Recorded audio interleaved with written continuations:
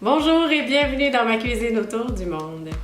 Aujourd'hui, c'est une journée un peu spéciale parce que j'ai mon assistante avec moi pour préparer la recette d'aujourd'hui. Nous allons faire des rouleaux impériaux. Vous savez, les petits rouleaux frits qu'on mange dans les restaurants vietnamiens. Nous sommes en pleine période de célébration et peut-être que comme c'est le cas pour moi aujourd'hui, on vous demandera d'amener un plat cuisiné dans un événement, soit une fête entre amis ou avec des collègues de travail. Je trouve que les rouleaux impériaux font en général plaisir à tout le monde et un effet qui vous vaudra probablement plusieurs compliments. Donc, j'ai sollicité l'aide de mon assistante puisque c'est toujours plus agréable de rouler ces petites merveilles à deux. Et avec ses petits doigts de fée, elle me fait toujours un travail exemplaire. Donc, allons-y. Ici, j'ai 1 kg de viande hachée. J'ai opté pour du poulet. Vous pouvez évidemment le faire traditionnellement avec du porc. Je sais que ça se fait aussi végétarien, mais je ne l'ai jamais essayé, donc je ne peux pas vous dire comment ça se fait. Nous allons assaisonner d'abord la viande avec de la sauce aux huîtres. Pour 1 kg de viande, je vous dirais environ peut-être 2 cuillerées à soupe de sauce aux huîtres. J'y vais à l'œil, hein? Alors ensuite, on ajoute également 1 cuillère à soupe de chili sauce, sweet chili sauce, que j'adore utiliser parce que ça m'économise beaucoup de temps. Ensuite, nous allons ajouter un petit peu de sauce de soja, environ 1 cuillère à soupe. Et pour épaissir le tout, ça prend de la fécule de maïs. Je prends environ 2 cuillerées à soupe. Ça va faire en sorte que la sauce et le jus de la viande épaississent. Je vais aller te chercher une cuillère et puis tu vas pouvoir mélanger. Vas-y, mélange tout ça. Ah oui, je vais ajouter un petit peu de poivre aussi.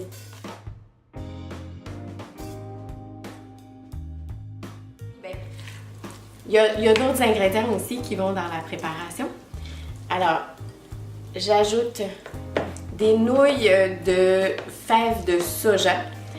C'est les petites nouilles qui sont transparentes à la cuisson et je les fais tremper pour les ramollir. Il faut que ça soit dans l'eau froide parce que sinon ça devient trop mou.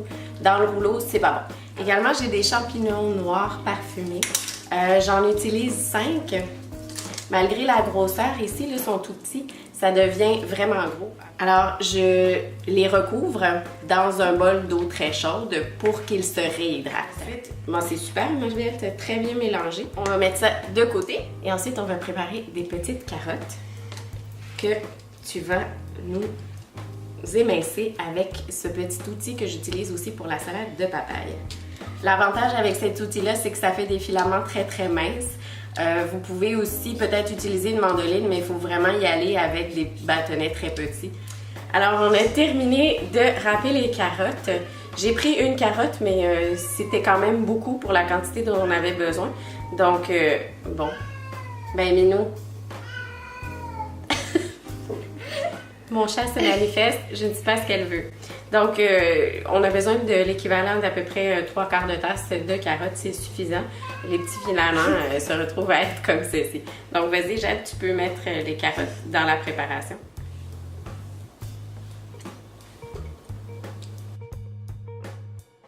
On a fait réhydrater les nouilles. Et voyez ici, elles sont souples et elles sont devenues transparentes. Évidemment, on ne veut pas qu'elles soient aussi longues que ça. Donc, l'idéal, c'est de les couper avec un ciseau de cuisine. Alors, je te laisse faire, ma chérie. C'est ça, on veut des petits filaments comme ça ici, là, comme de quelques centimètres à peine. OK, donc je vais les ajouter à la préparation ici. Ensuite, nous avons les champignons. Je ne sais pas si vous vous rappelez comment c'était petit tout à l'heure, mais regardez, maintenant, c'est devenu assez gros. Alors, voici la texture qu'on a besoin, vraiment des petits morceaux.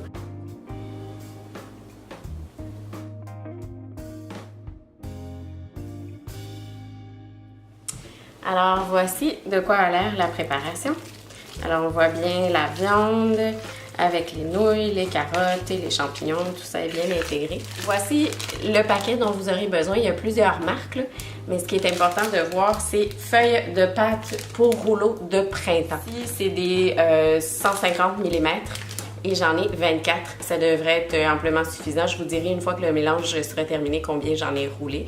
Ça dépendra toujours de la quantité de farce que vous mettez, mais évidemment, il faut essayer d'éviter d'en mettre trop pour que le rouleau se ferme bien et que la farce ne s'échappe pas.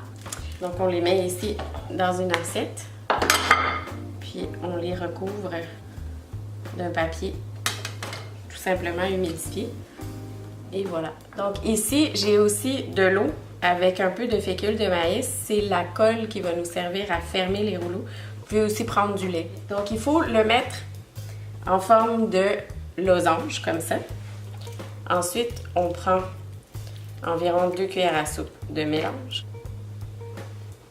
qu'on va venir mettre en forme de petites bûches, si vous voulez. Et il faut laisser un peu d'espace ici là, sur le côté. On replie par-dessus tout en appuyant fermement.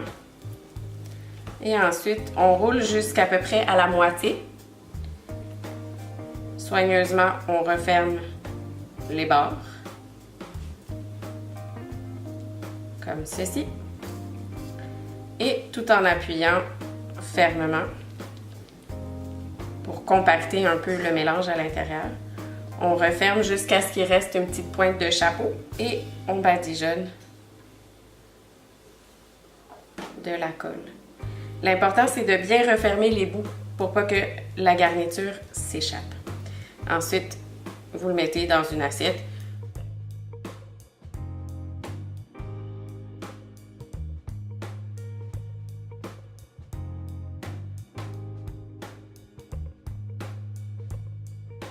L'idéal, c'est, quand on les dépose dans l'assiette, de les déposer la partie collée en dessous pour que ça continue bien de coller. Voilà, donc je vous revois à la friteuse.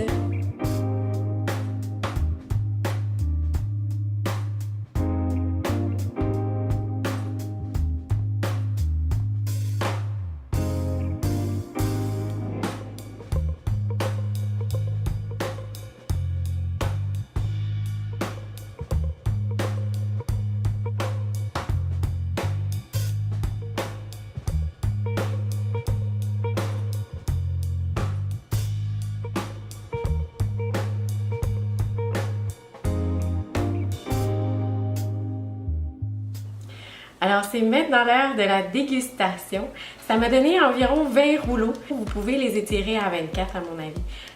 Mais 20, entre 20 et 24, là, donc voilà. Je te donne ta moitié.